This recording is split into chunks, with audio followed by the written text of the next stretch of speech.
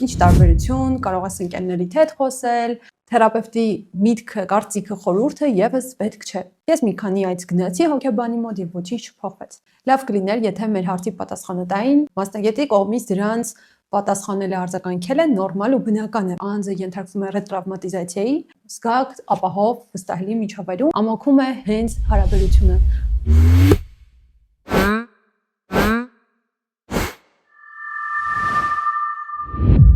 Եվ այսպես, այսօր Remind-ի առաջին թողարկման շրջանակում մենք խոսելու ենք հոգեթերապիայի մասին տարածված միֆերից, ինչպես նաև քննարկելու ենք այն հիմնական կետերը, որոնք կարևոր է, որ դուք իմանաք, մինչ հոգեթերապիա սկսելը։ Նախ եւ առաջ հաճախ եմ լսում այն միտքը, թե ինչ տարբերություն, կարող ես ընկերներիդ հետ խոսել, մտերիմներիդ հետ խոսել, ինչու պիտի անծանոթ մարդու գնամ պատմեմ, արդյոք անծանոթ մարդը ինձ կարող է օգնել, բարեկամներ։ Ցավոք սրտի եւ բարեբախտաբար մեր ընկերներն ու մտերիմները չեն կարող լինել մեր թերապևտները։ Չեն կարող նախ որովհետև նրանք մեր մտերիմներն են, մեզ սիրում են, մեզ աջակցում են եւ չեն կարող իրավիճակին նայել օբյեկտիվորեն, չեն կարող տեսնել ամբողջական պատկերը, ինչպես նաեւ նրանք չեն տիրապետում մասնագիտական հմտություններին եւ չեն կարող անել այն ամենը, ինչը որ մասնագետ։ Շատ բարձ պատասխան։ Եվ անգամ եթե նրանցից որևէ մեկը ունենար մասնագիտական հմտություններ, էթիկապես չէր կարող մեզ հետ աշխատել։ Այո, կարող է որպես ընկեր աջակցել, ինչ-որ դրական խոսքեր ասել, խորհուրդ տալ, ոգևորել, բայց սա թերապիա չէ։ Հոգեթերապիան զրույց չէ եւ հոգեթերապիան խորհուրդ տալու հետ կապ չունի։ Իսկ ինչ է հոգեթերապիան։ Եկեք հասկանանք։ Հոգեթերապիան զրույց չէ, ինչպես նաև այն կախարդական փայտիկ չէ։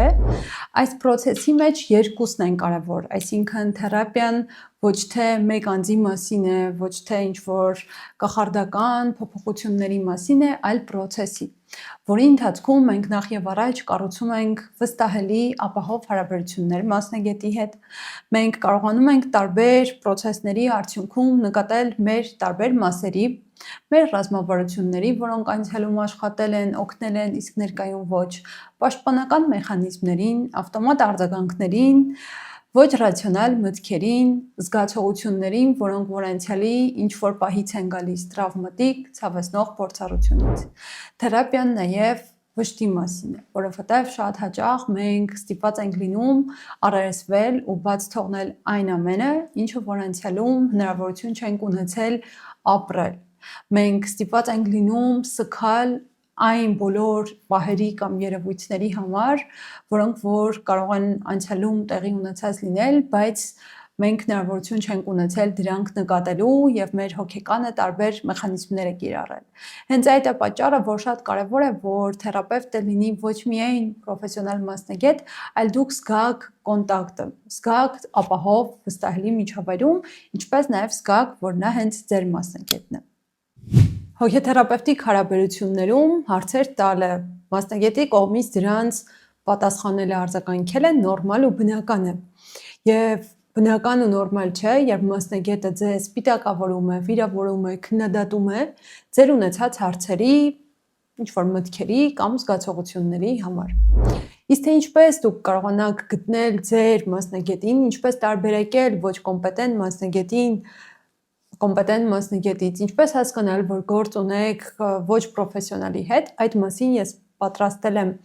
անվճար ուղեցույց, որը որ դուք կարող եք ձեռք բերել, կարդալով նկարագրության բաժինը։ Մասնագետը խորհուրդներ չի տալիս։ Ինչու՞։ Շատ հաճախ մենք մտածում ենք, որ լավ կլիներ, եթե մեր հարցի պատասխանը տային, մի անգամից ասեին ինչ անենք եւ մենք ուղղակի անենք։ Բայց հոգեթերապիայի նպատակը մեր ներսում ձևավորել ներքին մեծահասակի, ով ի վիճակի է բախվել կյանքում տարբեր դժվարությունների, ոչ միայն տվյալ պահին առաջացած հարցը, ապագայում եւս, որպեսզի նա ի վիճակի լինի առերեսվել այդ հարցերին, որոշումներ կայացնել, կրել այդ որոշումների պատասխանատվությունը, առերեսվել տարբեր զգացողությունների ու մտքերի ու կարողանալ գործ ունենալ դրանց հետ։ Ստացվում է, եթե մասնագետը ասի, թե ինչպես անել, նա ավտոմատ մեզ կզրկի այս ճանապարհից, իսկ նպատակը դա չէ։ Նպատակը դառնալ անկախ մեծահասակ, լինել այն անձը, ում թերապևտի միտքը, կարծիքը, խորհուրդը եւս պետք չէ։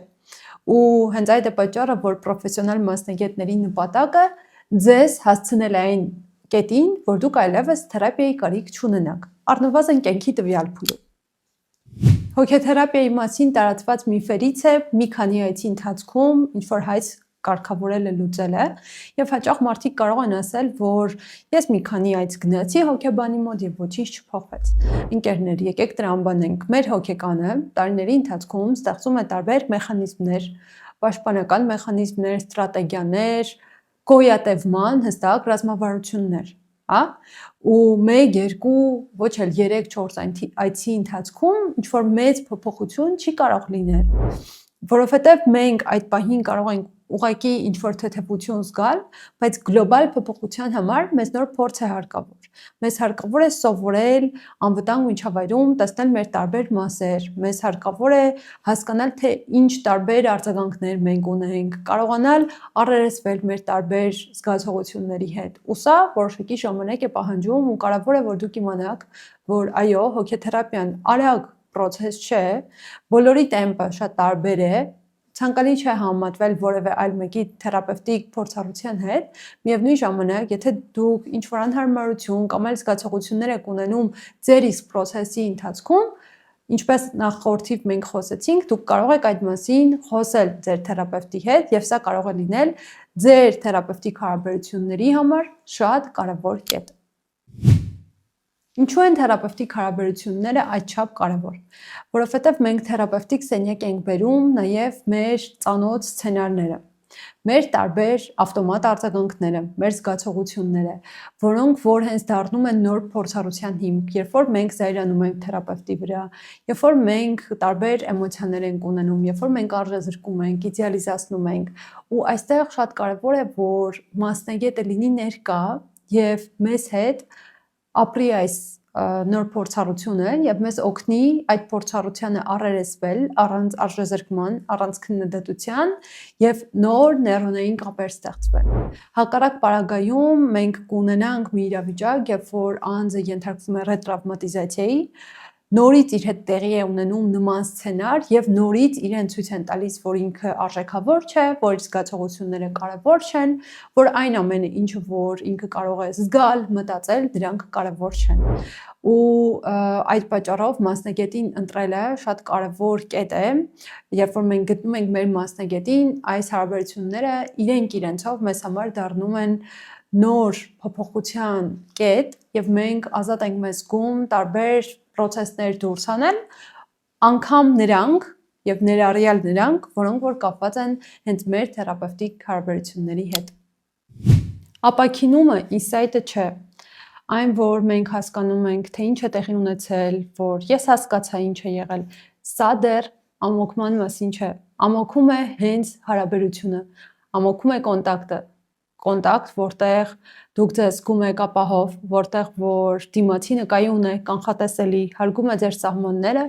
միևնույն ժամանակ չի հայտնվում փրկչի դերում, վստահում է ձեզ, ձեր որոշումները եւ չի փորձում ինչ-որ միտեղից ձեզ փրկել կամ խորհուրդներ տալ։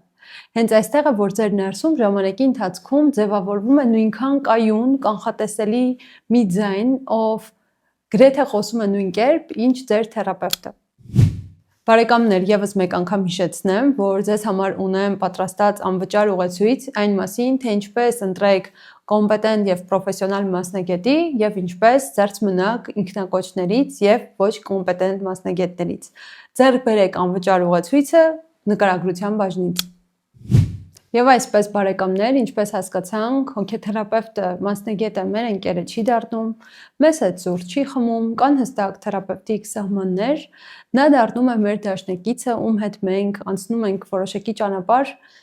մոտենալու մեր ցանկալի կողմերին, տեսնելու այն ամենը, ինչ որ անցյալում չենք նկատում, տեսնելու մեր ավտոմատ արձագանքները, պատեռները եւ դրանք վերափոխելու ու նոր նեյրոնային կապեր ստեղծելու։ Եթե ձեզ հետաքրքիր է հոգեթերապիան, հոգեբանությունը, ապա նորից հիշեցնում եմ, որ բաժանորդագրվեք ալիքին առաջիկա հաղորդումները բաց չթողնելու համար, ինչպես նաև կիսվեք ձեր մտքերով կամ առաջարկներով մեկնաբանություններում։